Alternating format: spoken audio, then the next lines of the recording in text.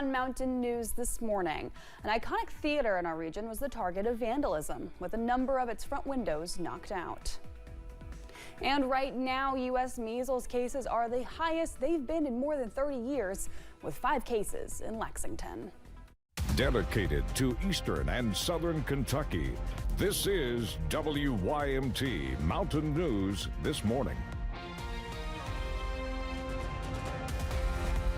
Good morning, Mountain family. I'm Amelia Lee here with you on this Friday, July 11th, and it's 5:32 on the dot this morning, which means it's time for a look at our weather with meteorologist Eric Dean.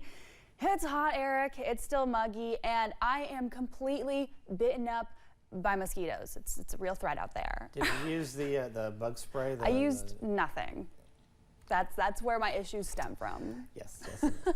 Take a look here outside. Good morning, everybody. Take a look outside. There's Buffalo Mountain right there. You can see a little bit of patchy fog across the area. So again, if you're traveling, allow yourself some extra time to get to your morning destination. Temperatures right now are in the 60s and 70s. We're at 70 in Manchester as well as Boonville. Jackson, good morning to you. You're at 70, 69 in Prestonsburg, 68 in Pikeville. Clintwood's at 63. We'll do 10 warmer in Monticello. Again, there's that visibility you can see reduced throughout the majority of eastern Kentucky. So again, just please take your time if traveling this morning. All is quiet on live pinpoint Doppler radar. But that changes as we go into the afternoon hours. Rain chances will pick up. Thunderstorm chances aren't out of the question either. 10 o'clock, we'll see a temperature of 78. We'll go to 84 by noon. Now, the weekend is just around the corner, and we'll talk about that forecast in the first forecast in a few minutes, but it is 5:33. We'll send it back to Amelia. One person is dead after a fire broke out in a home. That fire happened along Smith Road in Culloden yesterday morning. The West Virginia State Fire Marshal's office says the man who died was 32 years old. The fire chief, Rodney Shirky, says they didn't find the victim until the fire was out. He says it's difficult when responding to a fire when they know someone might be inside. Because your mind's racing, it boosts your adrenaline. We want to get there as quickly and as safely as we can, but we also want to, if there is somebody there, get them out in a timely manner. The cause of the fire is under investigation by the State Fire Marshal's office. We don't know the name of the man who died, but we do know that his body was taken to the West Virginia State Medical Examiner's office for identification. An 18-year-old is facing an attempted murder charge after being accused of shooting another man in Laurel County. Police arrested Zach Setzer Wednesday night off American Greeting Card Road. Police say a man had been shot near apartments on June 26th. They say it started when the man and Setzer were involved in a disagreement. They see the victim was flown out to UK hospital and is in critical condition. A complaint warrant was obtained, leading to Setzer's arrest. A Pike County man who was arrested after an incident in Elkhorn City last week appeared in court yesterday, where a judge ruled his case has probable cause to be sent before a grand jury. Troopers with Kentucky State Police say George Standifer entered his family's home with ill intentions, attempting to shoot his stepson and his partner. Standifer appeared before Judge Tommy May in Pike District Court, during which time Trooper Nicholas Taylor provided testimony about the incident, including the hours-long standoff that followed. You can see more about yesterday's hearing on our website, WYMT.com. On Wednesday, a crash in Perry County led to the destruction of a welcome sign. Thankfully, no one was injured, but as WYMT's McKinley Calandrino shows us, this isn't the only time something like this has happened this year. A multi-vehicle crash in the downtown area left destruction to the Welcome to Hazard sign on Wednesday. Hazard police say a car and a semi-truck were involved in the incident. The person driving the semi was charged with reckless driving. During the investigation, they talked to witnesses, they talked to the drivers, and determined that one of the drivers ended up being charged with reckless driving. Police say one person involved was taken to the hospital, but this is not the first time a crash like this has happened. As a few months ago, a historic monument in downtown Harlan was damaged from a driver suffering a medical emergency. Harlan County Judge Executive Dan Mosley told WYMT the monument is under construction. As we've seen monuments and welcome signs being crashed into recently by drivers, it brings the questions and concerns such as how far should they be from the road and should there be a barrier protecting them? According to KentuckyTransportation.gov, welcome signs may be allowed on the right-of-way, but have rules and regulations they must follow for safety, and they must not exceed more than 200 square feet in size. WYMT reached out to the Kentucky Transportation Cabinet for more about the rules on welcome signs and monuments, and they said they would get more information to us shortly. In Perry County, McKinley Calandrino, WYMT Mountain News. As police investigate, Police Chief Zach Miller says the crash Wednesday seemed to be the result of a road rage incident. Well, Rockcastle man was sentenced to 12 years in prison for drug trafficking charges. 55-year-old Freddie Denny of Mount Vernon was convicted on 2 drug trafficking charges in Rockcastle County. The case stems from a year-long investigation, according to Kentucky State Police. Final sentencing is set for August 8th.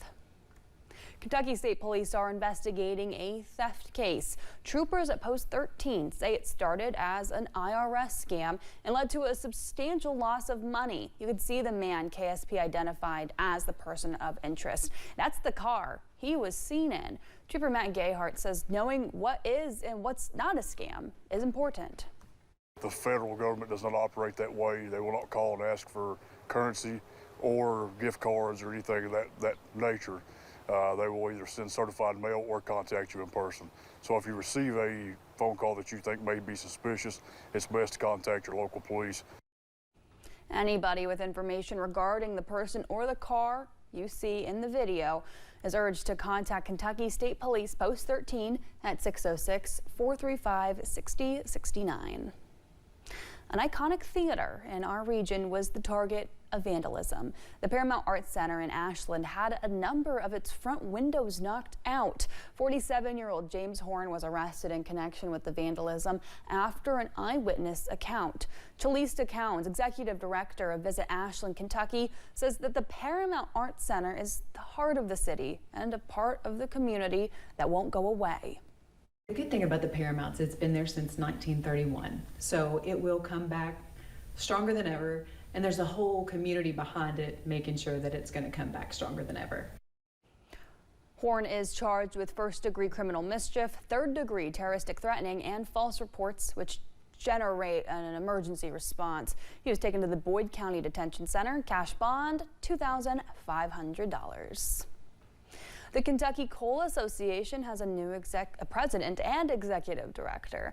They've selected Sam McCone for the job. He's been in several positions in D.C. and was an aide to former Governor Matt Bevin. Most recently, he was a national political consultant and pollster. He says coal is a cornerstone industry in the Commonwealth, and he looks forward to moving that industry forward. Team Kentucky is taking GED testing on the road. They'll be traveling to more than 24 testing deserts in the state. The lack of access to buildings with in-person adult education services. These include remote and rural areas where GED testing centers are limited and not convenient to travel to. The mobile unit will stop in Knott, Lee, Leslie, Morgan, Owsley, Perry, Powell, Rockcastle, and Wolfe counties. The units will be equipped with noise-canceling headsets, laptops, and they'll conduct tests for free. Well, we do have a health alert to pass along to you this morning. Right now, U.S. measles cases are at the highest they've been in more than 30 years. And part of Kentucky is going through an outbreak. It's in the Lexington area. There's been 5 new cases this week. All are household contacts. They're all quarantining, but the health department there says these cases are connected to an outbreak in another county. Doctors say they haven't seen something like this, and they're urging people to get vaccinated. I've been a pediatrician for 25 years. I've never seen it. I haven't trained. I've not taken care of patients with measles before. So what we're seeing not only in Kentucky, but nationally, is we're seeing immunization rates decrease. A measles vaccination is offered for kids as young as 6 months old. Well, this year's Keeneland Fall Meet will be the track's richest to date. The iconic horse racing venue is offering more than $10.8 million in purses. That's up from about $9.5 million from last fall. Owner payouts are set to increase in just about every race. Most races payouts are increasing by about $50,000. The Sycamore G2 race purse will increase by $100,000. This year's fall meet runs October 3rd through the 25th in Lexington. West Virginia Governor Patrick Morrisey is laying out a new economic initiative to bring jobs to the Mountain State. Grow West Virginia is aimed to accomplish job growth by eliminating taxes and fees and cutting red tape. The governor says he wants to grow paychecks, jobs, the free market, environment opportunities, and labor participation. Governor Morrisey made the announcement at a news conference in Charleston. We recognize that a lot of people in West Virginia are hurting right now. And inflation under President Biden went through the roof. And we know President Trump is doing a lot of good work. But we know more work needs to be done. Well, West Virginia is going to work with our president, and we're going to work and do really terrific things here in state to make sure you're getting the benefit of that larger paycheck. According to a release, Mettler is a global leader in sustainable packaging solutions in Moorfield. Governor Morrisey announced that $50 million will be used for this project. Well, we've got a traffic alert for you if you're in Owsley County. Transportation Cabinet officials say Kentucky 1411 will be closed next Thursday. Crews will be working at mile point 0.9 to replace a drain pipe that's about a mile from Kentucky 30. KYTC officials say the work will start at 7 in the morning and should be complete by 4 that afternoon.